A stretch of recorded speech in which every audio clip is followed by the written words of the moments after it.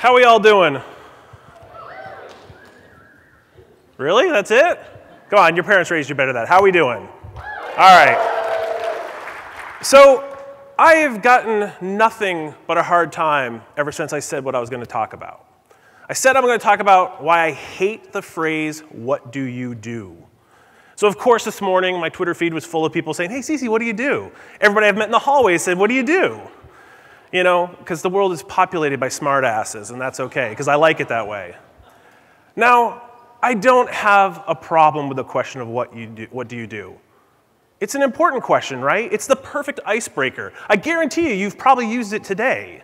You've said to someone, see, yeah, you're nodding. What do you do? Tell me what you do. Tell me more about yourself. It's the perfect icebreaker. It's the perfect networking opportunity. It gets asked at barbecues and cocktail parties. It gets asked at events like this. I don't have a problem with the question.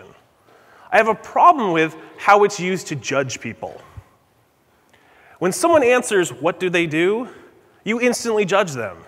You think, oh, you know, I want to get to know that person. Oh, if they have a C in their answer, CEO, CTO, something, oh, I got to get to know them. In an event like this, you start thinking, I need to pitch them. If they say I'm a mechanic or a school teacher or I work at a daycare, you have another whole opinion of them immediately. And that's okay. It's human nature. I'm all right with that. I'm not casting judgment on you. But what I do want you to think about is how we can change that question.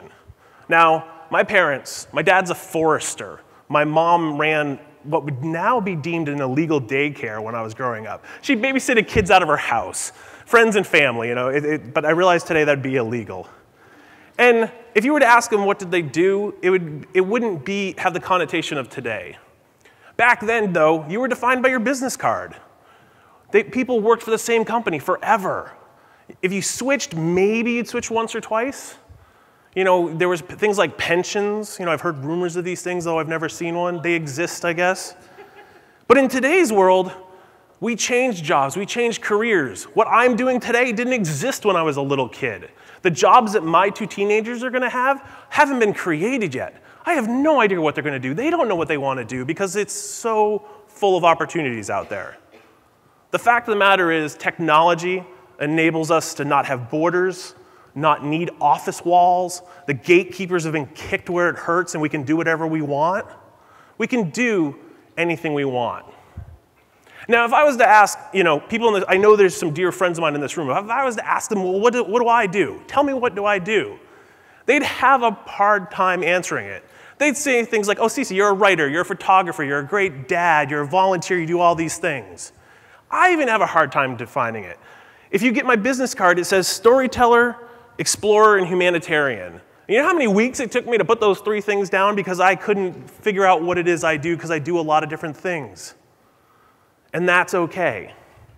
Now, earlier this year, I was in North Dakota, Fargo. Anybody from Fargo? Nobody? Really? It is an amazing city. There is stuff happening in Fargo that makes me envious because we're not doing it here in Boston. I'm a hometown guy. They're doing things out there that you cannot believe. Please check it out. But I had the pleasure of meeting this guy, Amos Kennedy. He is an artist from Detroit. And I'll never forget sitting there with a room full of misfits, and he said, I didn't quit my job. I didn't quit my work. I quit my employment. And I love that. The separation between what you do for work and what you do for an employment are two different things sometimes. It's beautiful when it can be different. I mean, a minute ago, Dan over here works in audio tech stuff here. But what does he do? He does whatever he wants. That's what he told me. So, and I love it. See, there we go. Big ups. But think about it for a minute. What do you do for employment versus what do you want to be known for? Think about that. I sometimes ask people, what's your job? Or who's your employer? And I always throw people for a loop. Or the other thing is, say, what's your job? And watch people freeze and they don't know how to answer it. But I want people to start thinking about doing more. That's why I hate the question of what do you do? Let's face it, there is I can throw a stick on any street corner and hit 100 thought leaders, a whole bunch of experts on various topics. And what are they doing?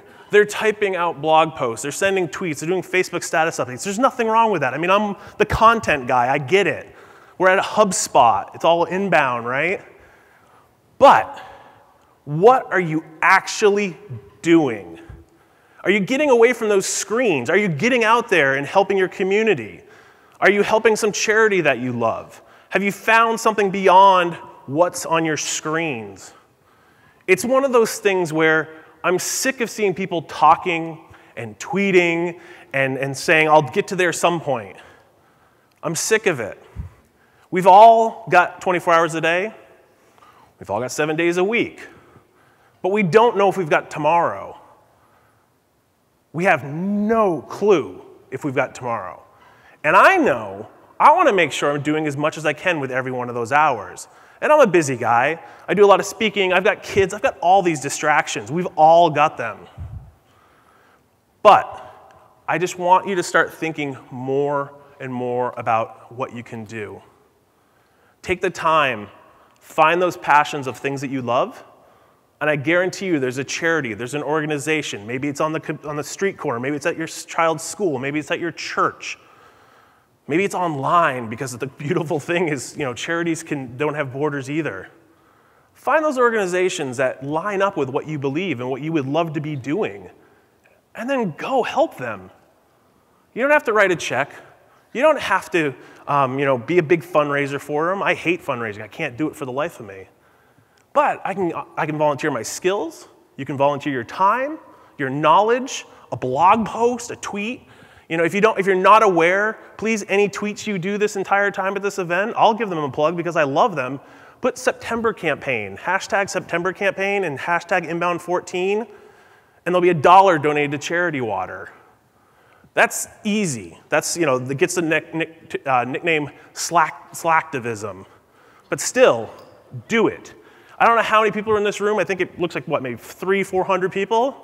If everybody sent a tweet about anything and put those hashtags, there's $300 to $400 raised for a charity. That's easy, but I wonder how many of you are actually going to do it. I would bet you maybe a quarter of you are going to do it. And that's what bothers me. It takes 2 seconds to send a tweet. You will bitch and complain about a bad airplane experience or a bad meal. You will tweet about the person who sent you a gadget in the mail, but you won't send a tweet to help a brand. You won't start advocating for the brand, for the things that you believe in. Find those things. You have no excuse. Find those organizations, find those people that matter to you, and then advocate for them.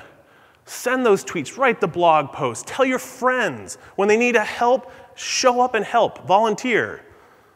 If you've never volunteered in your life, it is the most rewarding thing in the world you can ever do. I promise you, if you've never done it, and I hope, I'm not going to do a show of hands, but I sure hope everybody in this room has volunteered in some capacity. I know I was listening to my son, who's 15, complain the other day because their school requires it. Public high school requires a certain number of hours, and he made the mistake of complaining in front of me about it. He'll never do that again. But I tried to explain to him, because that was a failure to me. I said, wait, if your dad's the one who, goes to Ghana, and helps with vaccines and stuff, and you're complaining about volunteerism, that's not cool.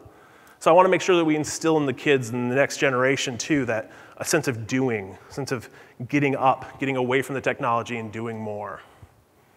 So take the time when you leave today. I know you're going to be hearing all these sessions, all this stuff, but I wanted to make sure that as you go forward, take all this knowledge you've got, take all the skills you've got, that you start thinking about what you can do more. Find the organization, find the person, and do more. So that the next time that somebody says, hey, what do?